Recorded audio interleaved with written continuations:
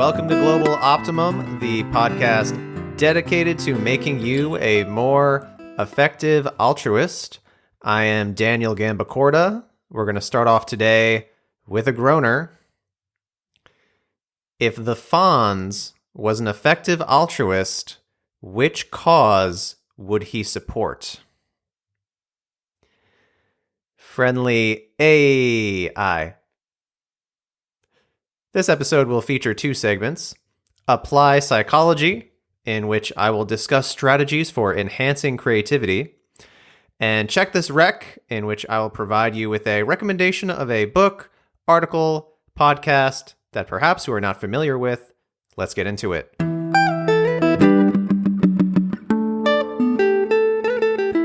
How can you be more creative? First off, what is creativity? Creative ideas are novel and useful. For our purposes, I'm using the term pretty broadly. If you are a scientist, then your work requires creativity. Lots of endeavors require some degree of creativity, including finding solutions to personal problems or figuring out what to do with your life. The strategies I'll talk about for enhancing creativity apply to problem solving in general. They aren't specific to tasks typically considered to be creative, like writing a song or a novel. I'm going to focus more on the ability to come up with useful ideas rather than artistic creativity, since I think that's more useful to effective altruists. And I talked about creativity from one particular angle in the second episode of this podcast. The title of that episode is Modularity Insights for Charisma and Creativity, if you want another perspective on creativity. There's a lot to say about creativity, so I'll probably come at it from different angles again in the future. In this episode, I'm going to talk about the psychology of creativity. Then I'll get into particular strategies you can implement to be more creative. What determines how creative someone is? A big chunk of the variance is accounted for by genes. Creativity follows the same pattern as most other things in psychology. It is moderately heritable, so highly creative parents are more likely to have highly creative children simply because they have passed on genes associated with high creativity. Even if those children are raised by different parents, they will still be more likely to be highly creative due to the effect of genes. But also, like most other things in psychology, genes are not the whole story. There's a lot of variance in creativity that is not accounted for by genes. There is some work trying to understand what environmental influences affect creative development, but I'm not really convinced by that research. So my take would be that we mostly don't know what aspects of the environment affect creative ability. But overall, both genetic and environmental effects seem to be important determinants. Intelligence is a significant predictor of creativity, along with the personality trait openness to experience. Openness to experience is measured on a continuum. It's not something you have or don't. If you take a test that measures your openness, you will end up with a score, and that score tells you where you fall along the continuum. Openness is normally distributed, so mostly people score in the middle of the continuum, with few people who score very high or very low. People who are high in openness tend to be imaginative, curious. They get highly absorbed in art. They're adventurous. They want to travel. They want to try new foods. They want to have new experiences. They're open-minded to new ideas, unusual ideas. They like debating intellectual issues. They tend to be more politically liberal, and they tend to be more creative. There is plausibly some connection between mental illness and creativity, in particular for creative geniuses in the literary and visual arts. Creativity is associated with positive schizotypy. Positive schizotypy is a constellation of personality traits. Again, you could think of it as a continuum, and everyone has a score that falls somewhere along the continuum. People high in positive schizotypy are more prone to hallucinations and magical thinking. They're more superstitious. Also, it seems like there's some connection between creativity and bipolar disorder, but other than positive schizotypy and bipolar, mental illness is not generally conducive to creativity, and mental illness is certainly not a prerequisite for creative genius. People who produce great creative works are experts in their field. Great musicians have spent many hours listening to music and many hours playing music and many hours writing music. The relevant meme that has managed to capture the public's imagination is the 10,000 hours rule, which was coined by Malcolm Gladwell in his book Outliers. The idea is that it takes 10,000 hours of deliberate practice to become a world-class expert. Before the 10,000 hours rule entered the lexicon, researchers talked about the 10-year rule, that it takes 10 years to master some domain and become competent enough to produce a great original work. The 10,000 hours rule is essentially the same as the 10-year rule. It's just another way of stating it. If in order to become an expert, you have to practice 3 hours a day for 10 years, then 3 hours times 365 days gives you about 1,000 hours of practice a year, times 10 for 10 years, and you end up with 10,000 hours. It is certainly true that creative geniuses tend to be experts, but I don't think the 10,000 hours rule is actually a rule or even that useful as an approximation. If you look at famous classical composers and see how long they received musical training before writing their first hit, you find a range of 2 years to 43 years, with an average of about 19 years. If you look at the time between their first composition and their first hit, you get a range of about 0 years to 41 years, with a mean of 12 years, which is closer to the 10-year rule, but still there's so much variance, it's hardly worth saying there's a particular rule that governs your capacity for creative brilliance. Also, the composers who required less musical training before they produced their first hit produced more hits overall and attained a higher level of eminence. So the composers who required less practice produced more.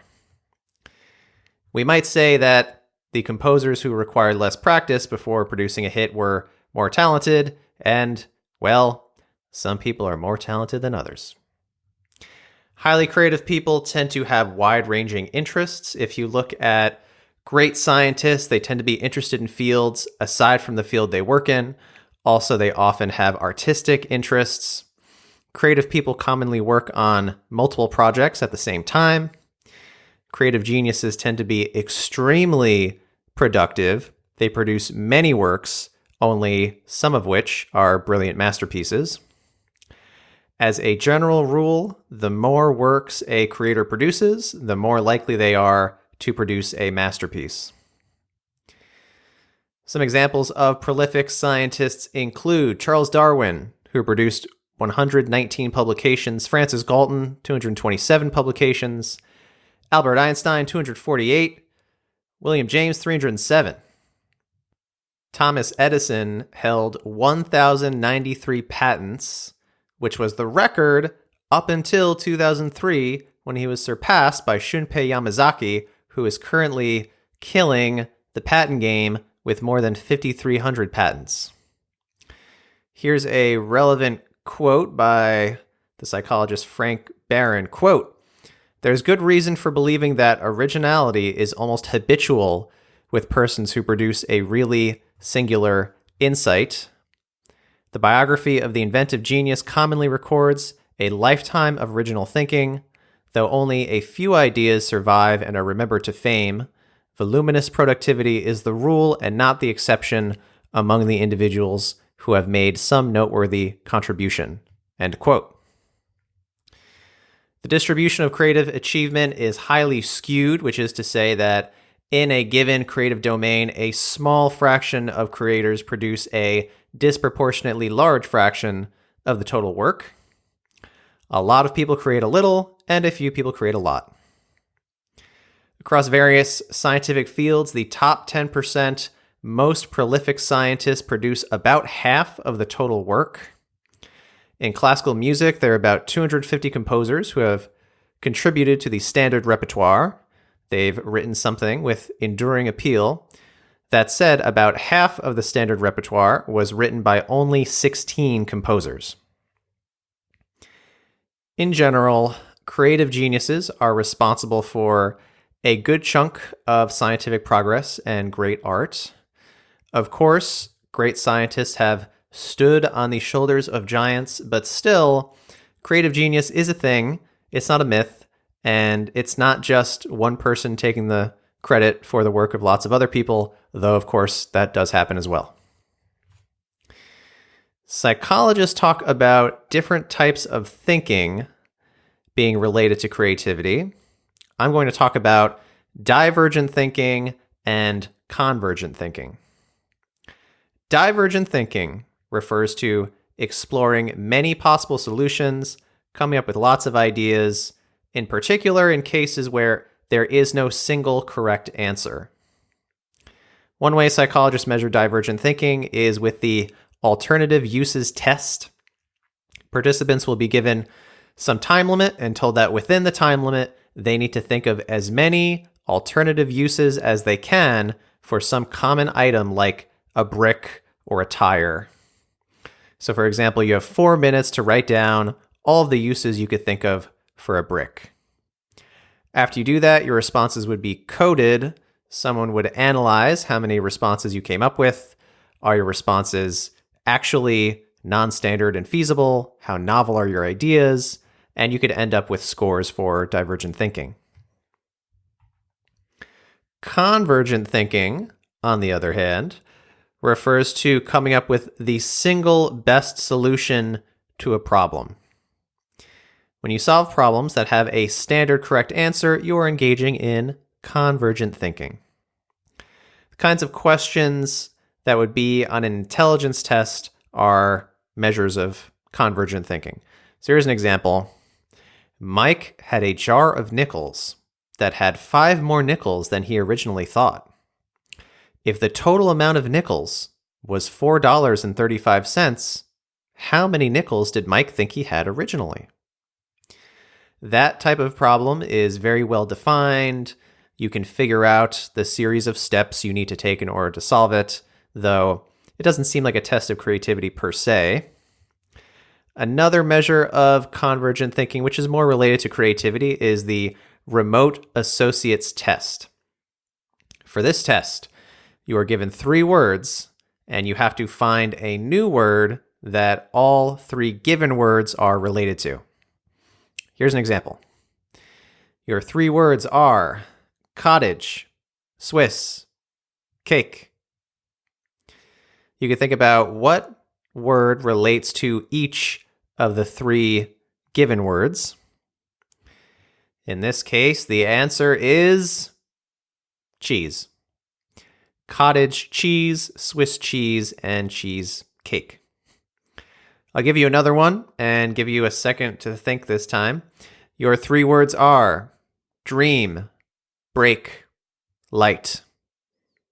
Dream, break, light. What word relates to all 3 words? Take a second to think about it.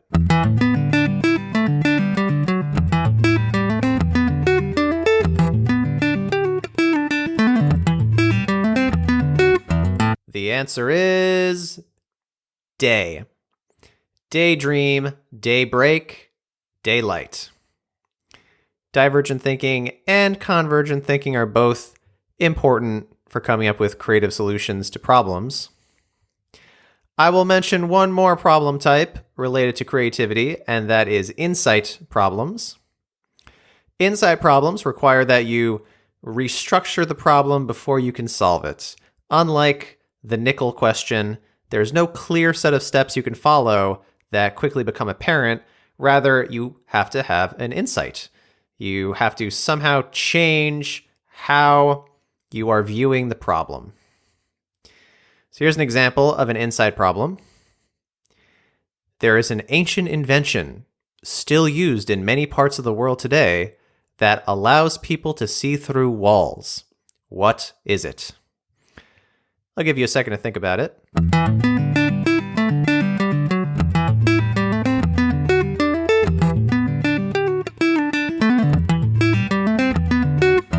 The answer is a window. A window allows you to see through walls. In one study, 75% of participants were able to solve that one. In the study, they were given 2 minutes to solve it, so if you didn't solve it within a few seconds, don't feel uninsightful or insightless or otherwise lacking in insight. But I will give you just one more. This one, only 30% of participants got right, so this is a toughie. This is going to take all the insight you can muster. Here's the problem. A young boy turned off the lights in his bedroom and managed to get into bed before the room was dark. If the bed is 10 feet from the light switch and the light bulb, and he used no wires, strings, or other contraptions to turn off the light, how did he do it? Take a second to think about it.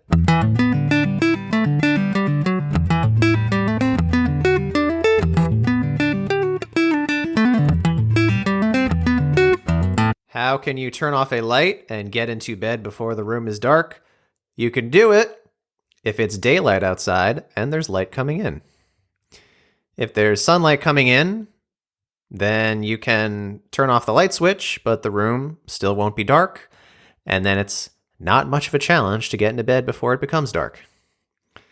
So those are two problems that require you to change the way you're approaching the problem in order to solve them. The route you have to take to get to a solution isn't clearly baked into the problem itself. Next, I will go into strategies for enhancing creativity. First off, can you enhance your creativity? Yes. I think of it as similar to productivity in general. If you haven't read any books on productivity or tried out any productivity hacks, then there is likely something you can do to be more productive. Likewise, if you've spent literally zero time trying to enhance your creativity, there is plausibly something out there that can help. You won't go from uncreative to creative genius, but there might be something you can do to nudge yourself a little closer to creative genius, and it might be worth your time. I'll start with some creativity enhancers that I'm pessimistic about. Then I'll move on to things that I think actually work. As for things I don't recommend, there is no drug that I would recommend taking for the sole purpose of increasing creativity. I don't think there's convincing evidence that any drug reliably increases creativity, though particular drugs might help particular people. Another intervention I'm pessimistic about is brain stimulation. There are various technologies you can use to non-invasively run electrical current through a targeted part of the brain. There's plenty of research on medical applications of these technologies, and there's also research on using these technologies for cognitive enhancement. I'll just mention one such study because the data are suggestive, if nothing else. In this study, participants were given the 9-dot problem, which is an insight problem of sorts. They were shown a picture of 9 dots, 3 rows of 3 dots, and they had to figure out how to draw 4 straight lines which go through all the dots without taking their pencil off the paper. If you want to try this for yourself, I've linked to the problem in the show notes. What the researchers found, which is the typical finding for this problem, is that 0% of participants were able to solve it. But in one condition of the study, participants had a part of their brain stimulated with TDCS, transcranial direct current stimulation. In this group, 40% of participants were able to solve the problem during or after stimulation, which is very interesting. But it's a tiny study. The main experiment had 11 people per condition, and a lot of the studies in this area are like that. They're very small. I am intrigued by this research, but I also feel like there might just be nothing there. And even if there is something there, I don't think we're anywhere near practical real-world applications. As for things that do reliably affect creativity, getting enough sleep is very important. People are dumber and less creative when they haven't slept enough. Happiness is probably good, regardless of whether there's a correlation between creativity and psychopathology.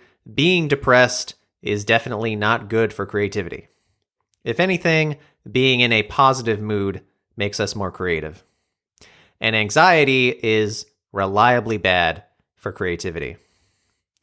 So if you are overworked, tired, in a bad mood, and anxious, you are probably not as creative as you could be. Next, I'll get into particular strategies you can employ to boost your creativity. But first, I'll present a model of creativity that gives some of these strategies some context. Imagine that when you are being creative, you are wandering through a vast space of ideas. You are in a huge room that is filled with ideas, and creativity is searching through the room and finding the good ideas. One issue is the room is very smoky, so you can't see too far in front of yourself. Even if there's a good idea nearby, you can't see it unless you're already pretty close. Another issue is most ideas are bad. The room is huge, it has millions of ideas, and most of them are useless. And a third issue is lots of people have already searched around this room and found a lot of the good ideas. So your task is to somehow navigate through this huge smoky room filled with bad ideas to find a good idea no one else has found yet. To apply this metaphor to music, as an example, if you write music, you are trying to write something that is original and good. Most possible songs are bad. Most possible combinations of sounds are bad. And lots of good music has already been written. So if you are a novice musician and you try to write music, you will almost certainly write music that is unoriginal or bad or both, which is fine because you have to do that for a while to learn how to write original good music. A common feature of original good ideas is they are hard to find, meaning the path through the search space is somehow strange. These stepping stones to get to the good idea are unpredictable.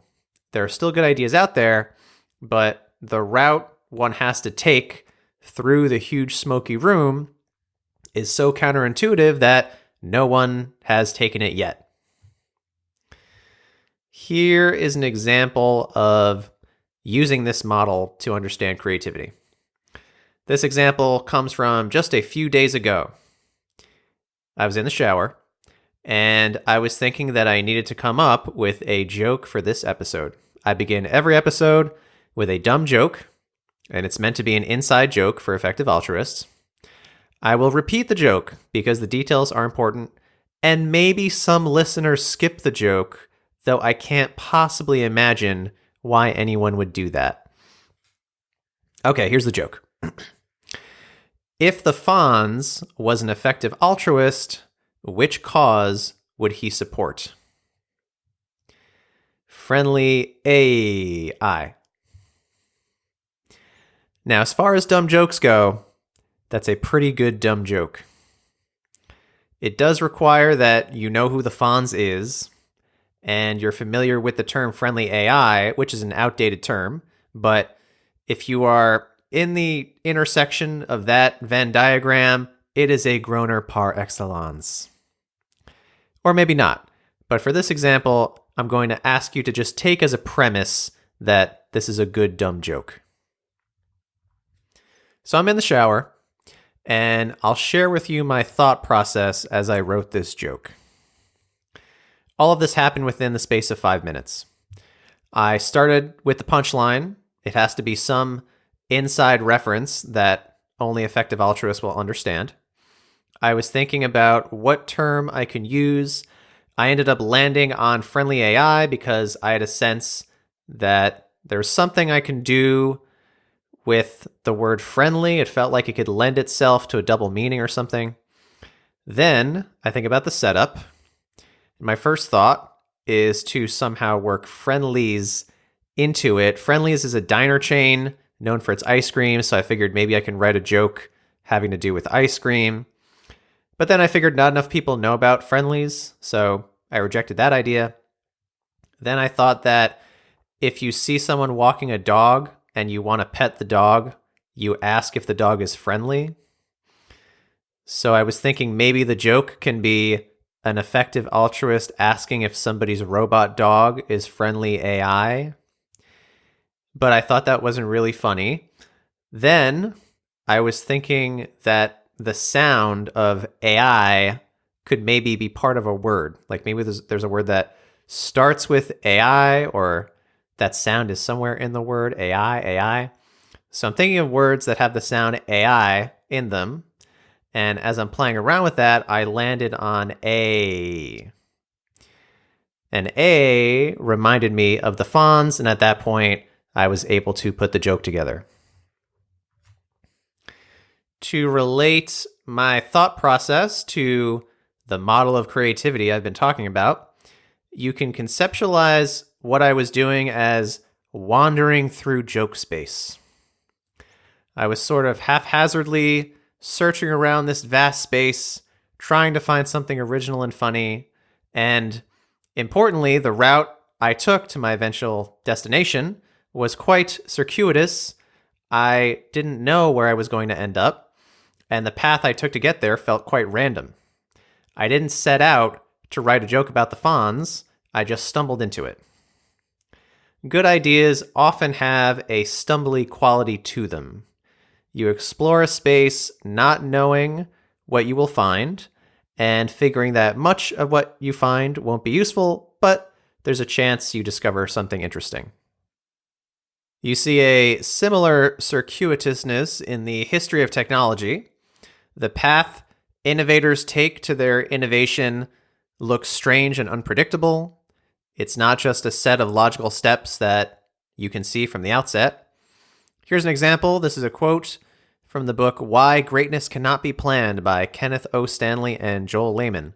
Quote, "The very first computer was built with vacuum tubes, which are devices that channel electric current through a vacuum. However, here's the strange part. The history of vacuum tubes has nothing to do with computers. People like Thomas Edison, who were originally interested in vacuum tubes, were investigating electricity, not computing. Later, in 1904, physicist John Ambrose Fleming refined the technology to detect radio waves, still with no inkling of building a computer. It was only decades later that scientists first realized that vacuum tubes could help build computers when the first computer was finally invented. So even though vacuum tubes are a key stepping stone on the road to computers, few, if any, could see it coming. In fact, if you were alive in 1750 with the objective of building some kind of computer, you'd never think of inventing a vacuum tube first. Even after vacuum tubes were first discovered, no one would realize their application to computation for over 100 years." End quote. So as you search through the huge smoky room, the good ideas will often be hidden in places that most people wouldn't think to look. The path to get to them will seem strange.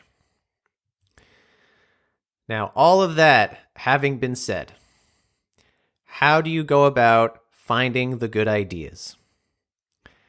Well, you have to search parts of the space that others haven't searched. But given that the space is so vast, you can't just search around randomly. That probably won't help. Random songs are not good, and random ideas are not good, nor are they anywhere near anything good. But there may be ways of nudging yourself to explore different parts of the space that are especially likely to turn out to be useful. There are various musicians who have employed strategies that accomplish this. I know of a few examples of successful musicians who have gone out of their way to force themselves and others to explore the less explored parts of music space. One example is New Standard Tuning, which is a guitar tuning developed by Robert Fripp. New Standard Tuning is just a different way of tuning a guitar. The vast majority of guitar music that you hear is in standard tuning or something very close to standard tuning.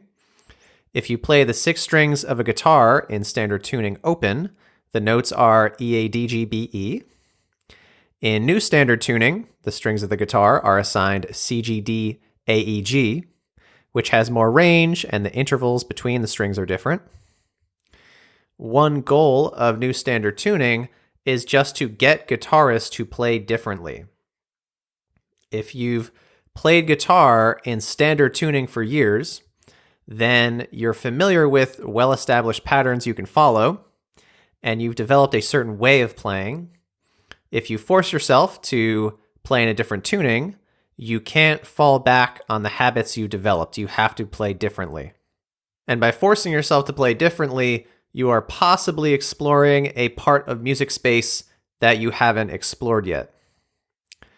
It's worth saying that the popularizer of this tuning, Robert Fripp, played in the progressive rock band King Crimson. King Crimson is really good. It's very interesting, complex, and unique. Another important point is new standard tuning is not a random tuning. There's a logic to new standard tuning. There's reasons why it makes sense as a tuning that can be conducive to writing good music. It's just the kind of thing that could nudge a guitarist into exploring sounds they might not otherwise experiment with. I have one more example of musicians employing a particular technique to be more creative. Omar Rodriguez Lopez was the guitarist of the Mars Volta and At the Drive-In, both great bands, and Omar is a musical genius in my opinion. For several of his albums, he would write the music. Then, when it came time for other musicians to record their parts, he wouldn't let them know which part of the song they were recording. And he wouldn't let them know what the other musicians were doing in that part. So, for example, he would give the music to the drummer and have the drummer write the drum part, but he wouldn't tell the drummer whether this was the chorus of the song or the verse or what have you, and he didn't let the drummer hear what the vocals would be. That's a made-up example, but that's in the ballpark of what Omar did. And the reason why he did this is people fall into patterns when they play music, and he was trying to break people out of their patterns. So, for example, if somebody knows it's the chorus of a song, then a common pattern might be to play heavier. By not giving all the musicians all the context they would normally have, the band explores a different part of music space that might have been hard to get at otherwise. In these examples, the musicians have an established way of doing things. They have patterns they can follow, but they may be stuck in a local optimum, if you will. And these techniques are employed in hopes of finding the, wait for it, global optimum. So what can you do to be more creative? How can you better search through the space, but only the parts of the space that might be useful? In the realm of ideas, one technique I have personally found useful is removing constraints. For example, say you are trying to solve some problem that requires a creative solution.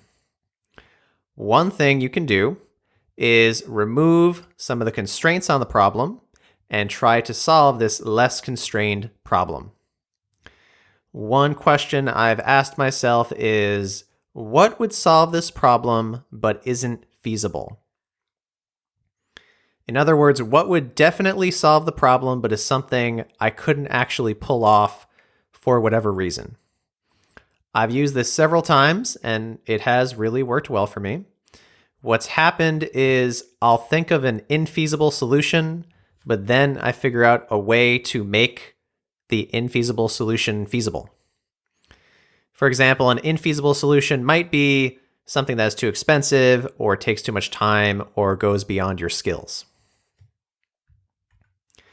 When you're trying to solve a problem with fewer constraints, you are, importantly, still solving a very similar problem. You aren't wandering around in some random part of the search space. You are still pretty close to the original problem. So it's plausible that you will stumble into an interesting idea that you otherwise wouldn't have thought of. You could also run this technique the other way. You can add more constraints to a problem and see if in trying to solve the more constrained version, you come up with something interesting.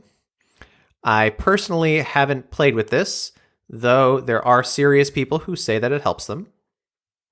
Here's a quote from Robert Sutton, professor of management science at Stanford. Quote, "In practice, I've noticed that the best teachers and coaches I work with at the Stanford Design School add lots of constraints on the people and teams they work with, and when teams hit a wall, they add more rather than fewer constraints to help them get out of the rut.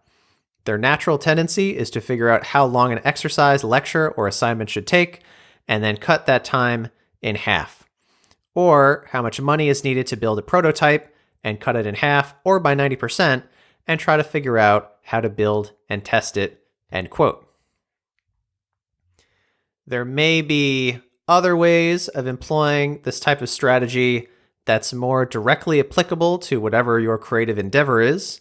So knowing the underlying model might help you figure out a technique that works for you. A second technique for enhancing creativity is to assign particular parts of your day to creative thinking.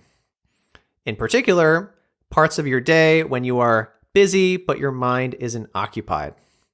For example, you may pre-commit to whenever you take a shower, you're going to think about some problem or come up with ideas for something. I mentioned earlier that I wrote this episode's joke in the shower. Well, I write all the jokes for this podcast in the shower because I intentionally think about podcast ideas when I'm in the shower. I also remind myself to think about podcast ideas in the shower. I have a note card with the word podcast on it, and I see that note card every time I take a shower. Other times you might want to try this are when you are exercising, driving, or doing menial tasks. I feel like I get a lot out of this. If you want to try this, then pick a problem that requires a creative solution or some project that requires you think up creative ideas. You know ahead of time what you'll be thinking about when doing this. For me, when I'm doing my podcast shower thinking, I'm either thinking of ideas for new episodes or ideas related to an episode that I'm writing or jokes or something else related to the podcast. So it's limited to a number of podcast-related topics. The computer scientist Cal Newport suggests having exactly 2 creative problems teed up to work on so you can switch between them in case you get tired of thinking about one or you get stuck in a rut. I would say just experiment with it and see what works for you. You pre-commit to thinking about the creative problem during some part of your day, and you could build in some reminder like what I do. Of course, you may be already thinking about creative solutions to problems during parts of your day, when your mind isn't otherwise occupied, but I do think that intentionally scheduling it does really help.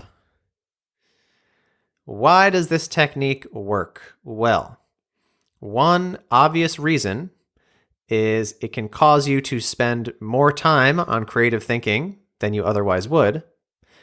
And the obvious downside is you give up whatever else you were doing. So, for example, if you used to listen to podcasts when you exercise and now you spend that time thinking, you lose whatever benefit you got from listening to podcasts. I definitely don't recommend you stop listening to podcasts. You should at least listen to one podcast. And I think you know what podcast I'm referring to. It has a hilarious host. All right, back on topic. The more significant reason why this technique works is it gets you to think about a problem while you are in a different environment, during a different time of the day, while you're doing something other than sitting in an office. As a result, you will think a bit differently, you will search a slightly different part of the search space, and you're more likely to find something interesting you haven't found yet. I'll read one more quote from Cal Newport. He's the author of the book Deep Work, which is a popular productivity book. Also, he seems pretty well known in the effective altruism community. Here's Cal talking about tasks that require creativity. Quote, "This type of task often requires a moment of inspiration where the pieces of a new approach suddenly click together. It's useful, therefore, to not only dedicate regular workday deep work sessions toward their completion, but to also return to them, even if briefly, in unconventional settings more conducive to serendipity, such as while driving or walking the dog. I found both types of thinking are necessary." End quote. I'll add one somewhat related anecdote, which is suggestive. I spoke to a researcher at an effective altruism organization that focuses on doing fundamental research. They said that the organization purposefully puts its researchers in different environments, like they will go to different places to work. And the person I talked to said they thought this helped their creativity. If this kind of strategy works, it could work for different reasons. I consider it pretty speculative, but perhaps not an unreasonable thing to try. I will speak of one final strategy for increasing creativity, which is admittedly related to the previous strategy. This is a strategy that was consciously employed by Darwin, Kant, Aristotle, Hemingway, Jefferson, Dickens, and Beethoven. The effectiveness of this strategy is supported by mountains of anecdotes and scientific data. This is the strategy that's been kept secret from you, but now I will reveal it. The way to become more creative, the way that actually really works, is to take a walk. Yes, that's right. It's that simple. Walking seems to help a lot of people be more creative. Of course, I was being facetious before. No one is keeping this a secret. But it is true that lots of great thinkers of the past have taken walks and said that it helped their creativity. Here's a quote from Henry David Thoreau. Quote, "How vain it is to sit down to write when you have not stood up to live. Methinks that the moment my legs begin to move, my thoughts begin to flow." End quote. There are studies examining the effect of walking on convergent and divergent thinking. More broadly, there are studies looking at the effect of different kinds of exercise on creative thinking. And even more broadly, there are tons of studies looking at the effects of exercise on cognitive performance. These literatures are a mess, as you might expect. There are contradictory findings. My overall take is that the experimental evidence suggests that walking probably helps with divergent thinking. I would speculate that more intense exercise can also help with divergent thinking, as long as it's not intense for your fitness level and it's not too demanding of your attention. For example, if you're an experienced runner, then I think jogging could also facilitate divergent thinking. However, if any amount of running would be very effortful for you, then jogging would probably hurt divergent thinking. I don't think the benefits much depend on being outdoors. People seem to benefit even if they're walking on a treadmill facing a wall. It's also plausible that divergent thinking is enhanced directly following walking or moderate exercise. There are different explanations for why walking benefits divergent thinking. My best guess is that it's just physiological arousal something. Acute moderate exercise seems to have a small benefit to various aspects of cognition, so it's plausible that divergent thinking is one of the cognitive processes that benefit. Overall, I think taking a walk is the kind of thing that is so simple and easy, it's worth trying. I will sometimes consciously decide to spend my exercise time thinking about some problem, and I do think it helps. Well, there you have it. My strategies for enhancing creativity. As I said earlier, if you've never even thought about what you can do to be more creative, then it's plausible. There's some strategy that's at least worth experimenting with. Now, let's head on over to check this rec.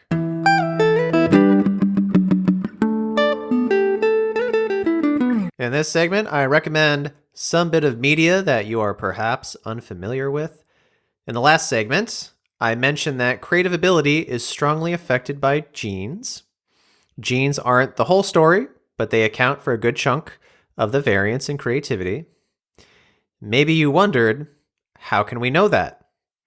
What evidence do we have that creativity is influenced by genes? Well, there is an entire field of research dedicated to understanding the influence of genes and environment on psychological traits, and that field is behavioral genetics.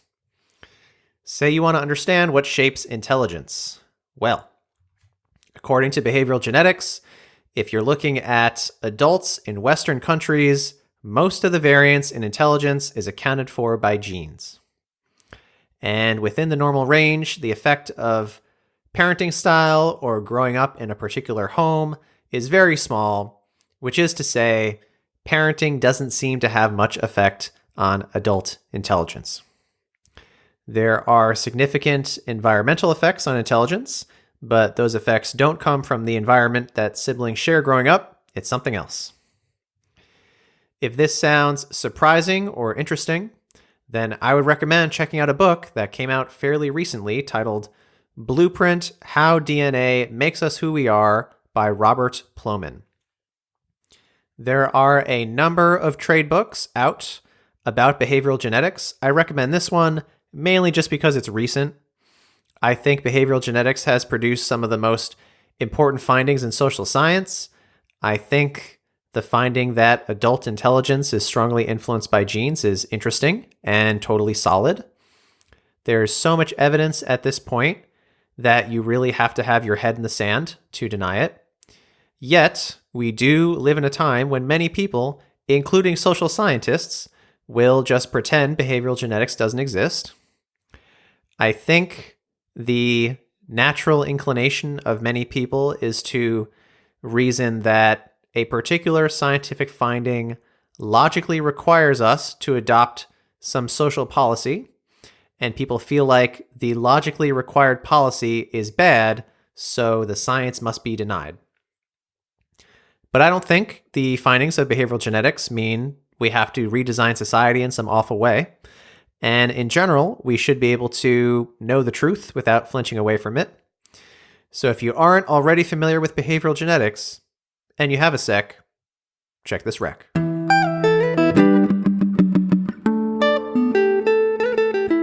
That's it for this episode. The sources that I've referred to throughout the episode, including this week's rec, can be found in the show notes. Now go forth and make history.